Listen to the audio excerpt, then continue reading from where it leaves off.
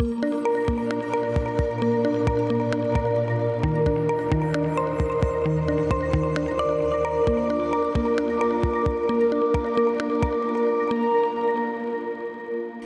and welcome to the Cruise Files. I'm Cheryl Baker, and in this programme we aim to inspire and educate about the wonderful world of cruise holidays. In this edition we're talking big ships and the latest innovations at sea. No longer is a rock climbing wall or even a surf simulator the biggest thrill at sea. We're now talking robotic bartenders, skydiving and bumper cars. And who better to tell us more than the head of UK sales for Royal Caribbean International, Steve Williams. Hi, Hello. Cheryl. Hi. Steve, you've launched, was it 2 ships this year already? Absolutely, yes. Tell me all about those. So we've got Ovation of the Seas, Harmony of the Seas. So we now have 24 ships within our fleet, and it just keeps growing and growing. It absolutely does. There's no stop to it, yes. I know. Yeah. And more on the horizon, presumably. Absolutely, there's more to come, more Quantum class, more Oasis class. So, yeah, it's seamless. We seem to not be able to build ships quick enough. It's a new buzzword, cruising, I think, and British guests absolutely love it. Well, you say they keep growing and they can't build them quick enough. It's because the general public are getting the hang of the fact that actually cruising is not just for the rich and famous as it used to be in the 50s. It's for everybody now, isn't it? No, absolutely right. It really is. It spans generations now. So I think the days of, people having impressions of teaching around, all dressed up to the nines and all very formal, that's very much gone now. And there's lots of different cruise lines really for whatever you want to do. So be it young people, adventurists, people that just want to lie back, have nice spa treatments, or you want action-packed holidays. There should be a cruise line to suit every type of holiday, be it big ships, small ships, adventure ships, transatlantic, there really is something for everybody. But how about budget? Because a lot of people think it's beyond their reach, don't they? I seriously think it is one of the most affordable holidays. When you actually sit and do some comparisons against a land-based holiday, so I don't know, a week in Tenerife in a 4-star hotel, and then you take a 4-star cruise ship and look at what you get included, so you look at the value for money. Cruising's exceptional value. Yeah. With your meals, a lot of cruise lines include drinks packages now, so you get all your drinks included. It's like the all-inclusive holiday. Yeah. And then you put in the things like the kids' clubs, ice skating, rock climbing, skydiving, bumper cars, things to keep you amused and busy when you're on your cruise, all included in the cost. Oh, they are? They're not an additional cost? No, absolutely. It's exceptional value for money. Yeah. So, it's well worth, if you're in that mindset of cruising is expensive, it isn't. Yeah. It's very, very affordable, and there's some fantastic deals out there. Well, we were talking earlier about my daughter, who's just come back from an all-inclusive holiday, Lanzarote, with a boyfriend, and every night they had to do the quiz because that's all there was. Yes. Yeah. And so, as you say, there's so much more to offer. I'd argue she'd have been far happier on a cruise ship. Yeah. Definitely, be it nightclubs, different West End shows, be it ships that have grease on, Mamma Mia, things like that. It's the mindset, isn't it? So she's thinking, oh no, cruising is for older people. Are younger people especially, getting the idea, maybe we should try this? Very, very much so. Again, I think it all comes down to the cruise line you choose, and it's important to get it right the first time. So, when you see your travel agent and what have you, it's very important that they ask you the right questions, find out what it is you like to do on holiday, and then make the recommendation. Because, we have large ships, lots of activities, albeit you can relax and have a quiet time on board. You make it what you want. But there are different cruise lines with different ages. So there are still the more traditional, the more formal, and that probably wouldn't be for someone like your daughter, for example. No, but it would be for me, because I like that. Yes. I like putting on a posh frock. Yeah, absolutely. Yeah. And again, even on the various brands, most cruise lines still do have that element of tradition. Yeah. So, for example, on ours, we will have a formal night because people do like to get dressed up. Yeah. You don't get the opportunity every day, in your working week, and it's lovely to put on a tux or... But it's not obligatory, presumably. No, absolutely. You can go on there and be absolutely casual. You know, just smart casual. There's buffet style restaurants if you just want to stay in your shorts t-shirt. You can keep it very informal. So there tends to be guidelines that are set out, like a certain evening might be a smart casual evening, a formal evening, but there's so much choice of restaurants on board. If you don't want to do that, you can just go to another restaurant. Yeah. And absolutely. how about for families? I mean, they're nowadays the bigger, especially the bigger ships, they're perfect for families, aren't they? Incredible kids clubs on board, and things like put your kids into the kids club. They can go off ice skating, for example. You know, you can lie up by a deck and relax and know they're in safe hands. They go ice skating, basketball, skydiving, bumper cars, and then they can come back to you in the evening when you've had your relaxing day. And then things, even with the dining, we do like expedited children's dining. So you could be in the main dining room having a nice dinner. They feed your children quicker. Then they'll come back, the kids clubs reps will come back, take them, off they go and carry on the evening entertainment or go to watch a movie, and then you can sit and have your dinner at leisure. So it's really... So you get the holiday as well? It's fabulous, fabulous families. And that's one of the biggest misconceptions. People don't think it's for families. I would argue it's one of the very best holidays for families. You know, be it there's roundabouts on board, there's a skydiving. It's just incredible. Yeah. Incredible. And of course you can sail from the UK. Yeah. So tell me, compare then for me the fly cruise holiday or the cruise from the UK. Yeah, so obviously... Well, if you live down in the south coast, it's very easy. So, you know, I live down in Hampshire, so Southampton's on my doorstep, easy, half-hour drive down, you know, and you can hop on. So your holiday size is very easy, particularly if you've got families with maybe buggies and things, and, you know, we know how stressful airports are these days. All that's gone. You literally, you check in, your holiday starts, within 1 minute you're on the ship. Yeah. That is really easy, and it's a nice way to do it. A lot of people do that for a first cruise. And then out of Southampton, I guess you are limited within reason how far you can go. So 2-week cruise, you're going to get round to the Med. So you get a bit limited. So that's when people, if they've done a few, they then might start looking at the fly cruises. Yeah. So flying out somewhere, be it the Caribbean or Dubai in the Middle East or Hong Kong, Singapore, Australia, South America. Even the Mediterranean. Mediterranean, absolutely. Barcelona, if you want to get straight to that sunshine, Barcelona, 2-hour hop, again, board the ship, you're in the sunshine. You don't have that out of Southampton, potentially Bay of Biscay, you know, a couple of days of how's the weather going to be. Yeah. So yeah, there's so much choice. It's just pick what's right for you, and but yeah, a lot of choice with so many ships. Yeah. And how about when you're at your destinations? Of course, you've got all the different ports of call. Yeah. If you want to go in and see wherever you are, they organise excursions? Yeah, there's shore excursions you can book, and what they do is they grade them, so you can do a very active one. You can do like a medium activity, or you can do a gentle one. So depending if you just want, or you're maybe less mobile, you want to do something quite easy, you can do like a short walking tour around, say, Barcelona, or you could do like a high impact quad biking adventure. So each destination will have literally dozens of different itinerary, different shore excursions, or you can just get off and do your own thing. Yeah. So, you know, there's some ports, I was in Ajaccio just recently in Corsica. Literally, the ship docks there, you walk off, you're in town. You don't need to organise anything.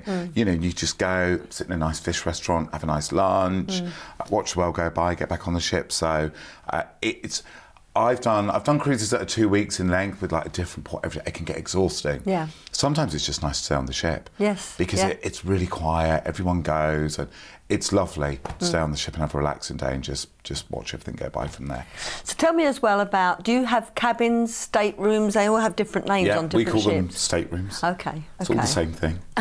Just sounds a little bit nicer. I think cabins sound quite old-fashioned, and people have an image of a pokey little cabin with a little tiny porthole. Yeah. And that's what cruise ships probably used to be like.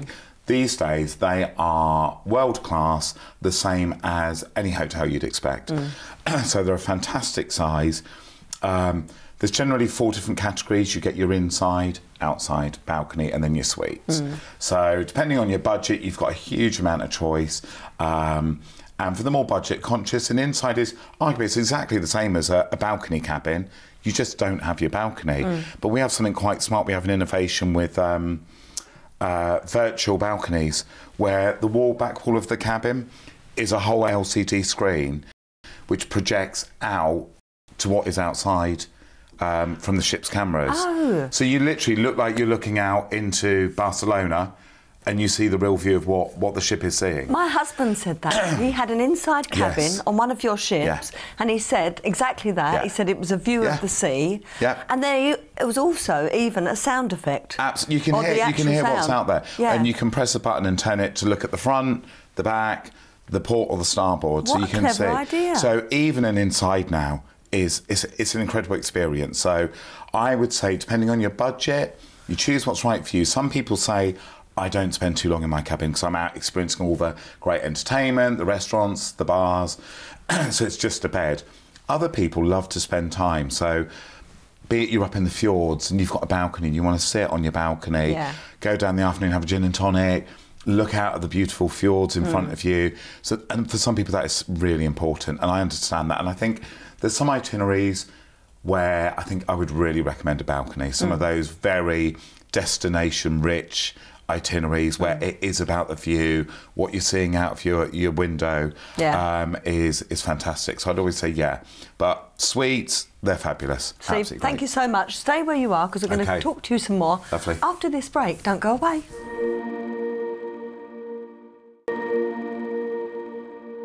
Hello and welcome back to the Cruise Files. Steve Williams from Royal Caribbean is still with me, and we were just talking about the ideas that they're coming up with.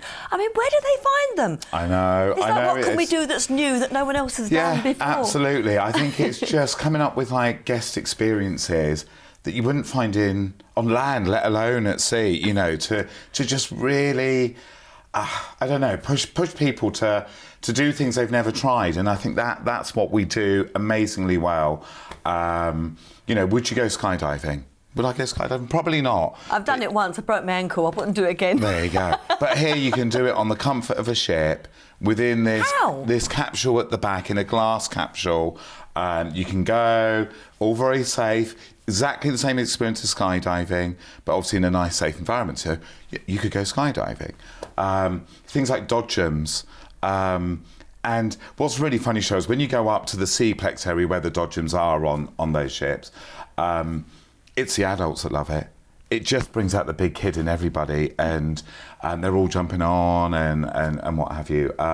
Zip wires 13 decks high, and we just built the Ultimate Abyss, which is going to be the world's largest dry slide at sea, which is going to be 2 slides, 10 stories high, from the top of the back of the ship down to the bottom. They have an amazing job, these people that just think, they do. What should we do next? What crazy thing? And you know, we think, where will we be in 10 years' time? What will be on a cruise ship in 10 years' time? I can't imagine. I just can't imagine. Tell me about the Robotic Bartender. So the Robotic Bartender is an innovation on our Quantum class ship and coming onto our Harmony of the Seas. And somebody had the idea, basically from the robots that make cars, wouldn't that be cool if you could program them to make drinks and be bartenders? And a company, we gave them the spec, and off they went and created it. These 2 robots called Bio and Nick, so Bionic. And it's called the Bionic Bar. And you go up with an iPad, you can order a pre-made cocktail, or you can make your own. So if your thing is double gin with a dash of lime, with ice and lemonade, in you pop, off it goes, and it will make your drink from all the optics above, goes into the back and gets ice, and then it delivers your drink to you at the front of the bar. Wow. It's insane. It's incredible. They must have so much fun, these designers and these innovators that are thinking they couldn't possibly make this, could they? And they do. I know, it's a wonderful job. Very, very lucky people. Yes. But what if you want to go on a cruise ship and you just want to have a chill out time, read a book? Is that does it all have to be? No, absolutely. And now you're talking my kind of holiday now, because I'm not, work hard. When I go away, I like to relax. I like to sit back. The ships have something for everybody. and you take out of it what it is, be it the action bit. But, you know, I like to lay back, relax, drink a cocktail, have spa treatments. Most ships will have an adults only area. So again, yes, we get families on board, but don't think there's going to be kids running around. There's always an area you can go to where there's no children. So we have this beautiful solarium area on the front of the ships, which is all glass, palm trees, hot tubs, relaxation, quiet, peaceful. You'd sit there, read a book, go down, have beautiful spa treatments, like LMS spa treatments, pampered, beautiful specialty dining, which would be very quiet, very sophisticated. But if you want a party, you can do it. It's there. So it absolutely something for everybody. Yes. The one thing that everybody talks about on the cruise ships in particular is the food, because it's superb, yes, isn't it? It is. And there's so much choice. So much choice. And it's hard to say no. Yeah. It's so hard to say no. So be it fussy diners or people maybe with intolerances, everybody's catered for. So, you know, you're gluten-free, you just let them know. Absolutely fine. You've got a nut allergy, that's all catered for. So they cater in a way that most restaurants don't, which is a big bonus. But then the breadth of choice, be it you want Japanese bar, teppanyaki, Italian pizzeria, and we have Jamie's Italian on board, Jamie Oliver's restaurants. You want fine dining steak restaurants, pizzerias, Italian trattorias, you name it, it's on there. Brazilian, Mexican. So there is something. I mean, our largest ship has, I think it's about 22 dining venues. That's unbelievable. I mean, that's more that you get in a town. In a resort, absolutely. You know, so you're not going to one restaurant, sat there, eating that and eating what's put in front of you. Yeah, yeah. You fancy posh one night and really sophisticated, you got it. You want casual, dead relaxed, a burger, Johnny Rocket, something like that, you've got it. So it's amazing. But do you also not good for the waistline? No, they say £1 a day, don't they? They do. £1 a day. Yes. Do you also have the big general dining area where, you know, yes, so you don't have to go to the specialist restaurants? Depends. You have your specialty restaurants, but then you have a main dining area on a lot of the ships, which is a very grand, beautiful area where you have set dining times. And then as cruising's progressing, there's a bit of a steer to smaller restaurants where you can work your way through. So you might eat in a different restaurant each night with like a different theme of menu, be it an American or an Asian, and you can choose which one you go into. It's all still complimentary, but there's definitely a steer to smaller style upscale restaurants rather than the larger restaurants that we probably would have seen on the older ships. Yeah. Yes. Oh, I've spoken about this before, but my first cruise was on the Canberra. Right. And there was one room where you ate. That was it. Yeah. You know, and one room where you got entertainment. Yeah. I mean, I've been at Royal Caribbean 10 years and I've seen Royal change over that time where we used to have 3-4 different restaurants. Now the expectation from our guests is they want choice. Yeah. So it's not uncommon to see 15, 20, 20 plus restaurants now. What if the choice is that you want to have an intimate meal in your cabin or in your stateroom, sorry? Yeah, so you can have room service, which is complimentary. Oh, really? Yeah, complimentary? Yeah, absolutely. So you can go onto your stateroom TV, you can select what is in the main restaurant, and you can have that delivered to your stateroom. Equally, if you want you don't want to go out, had a late night, and you want breakfast delivered, you can have breakfast delivered to your stateroom. You know, so you imagine, Cheryl, free of charge. Absolutely. So imagine you're, I don't know, sat in the fjords, up comes your cooked breakfast, you're introduced to coffee, you sit out on your balcony, if it's warm enough, and have your breakfast. Yeah. It's lovely, but all that is included. Right. You know, you want sandwiches brought down at lunchtime, you don't want to go out and face the world today, you can do it. And there's no charge for that. That's all in the cost. But there are some extra charges, aren't there? Yes. It's not all free of charge. So what extras are we generally, should we expect? I mean, there's so many different offers and things around now. So depending when you book it, like often you'll get drinks included now. That's becoming more standard. Your food, all your entertainment, all the activities I've talked about, be it skydiving, bumper cars, etc. All of that's in. The things you would normally pay for are spa treatments, shore excursions, and some of the specialty restaurants. Those are the main things that I would normally call out that if you want to kind of indulge and pamper a little bit more, that's up to you if you want to do that. And yeah, you can pay that bit extra. Well, your ships are very, very big. Yes. How would you compare them to a more intimate ship, a smaller ship? Yeah, so within the fleet we have 24 ships, and there are some smaller ships in there, Cheryl. Some of our older ships are much smaller. The nice thing with smaller ships is they get into smaller ports of call. And sometimes for a first cruise, a smaller ship can be nice. Yeah. So like our Vision class, they're lovely. And what you find is on the smaller ships, there are less guests. The bar staff will get to know you. So you walk by and they'll know what your drink is. Hey, Steve, you're going to stop and have a whatever. And that's lovely. I do love the big ships because I love the choice they offer. Yes. I like to do something different every day. I might want a busy day. I might want a party tonight. And I like having that huge amount of choice. And I would argue that on the larger ships, sometimes you feel like there's less people on board because they're dispersed over so many different bars, restaurants, theatres, clubs. You just never get that sense of, wow, there's 4,000 people on here. Yeah. Because you're never all together at one time.